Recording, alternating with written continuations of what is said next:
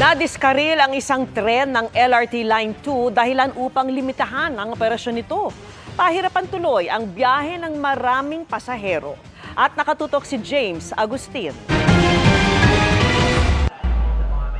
Naabala ang mga pasahero ng LRT Line 2 kaninang umaga dahil naging limitado ang operasyon ng tren mula Recto hanggang Cubao at pabalik.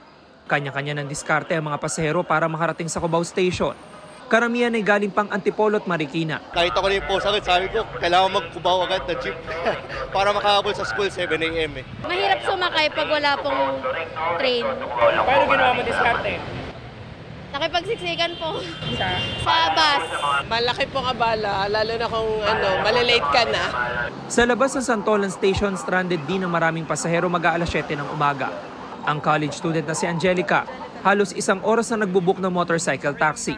5 beses na nagkansela ng booking ang mga rider. Wala pa po nabubuk, so baka possible po malate na.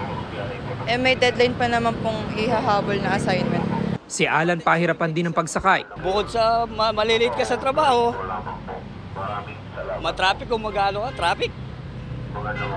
Ako, Santos pa sir. Ang dahilan ng limitadong operasyon, nadiskaril ang isang tren sa Santolan Station bandang alas 10:30 kagabi. Nawala sa riles ang 4 na gulong sa unahan ng tren, dahilan para tumama ang harapang kaliwang bahagi nito sa kanto ng platform. Nasira rin ang track switch. Lumalabas sa initial investigation namin, sa pagtatanong namin na nagkaroon ng human error. Binigyan ng go signal yung tren na papuntang Antipolo sana at magre-reverse papunta pabalik, no? Ang sabi sa kanya, clear yung dadaanan mo. But apparently, hindi clear kasi nga yung track switch, iba yung direksyon. Direksyon papuntang depot, hindi papuntang Antipolo. Muling i-inspeksyonin ng mga safety officer at technician ang nasirang track switch mamayang gabi. Dahil sa nangyaring insidente, binaba na muna ng pamunuan ng LRTA yung speed limit ng mga tren na approaching dito sa Santolan Station sa 20 kilometers per hour. Mula po yan sa dating 40 to 45 kilometers per hour. Alas 7:32 na ng umaga na maibalik sa normal ang operasyon ng LRT2 hanggang Antipolo.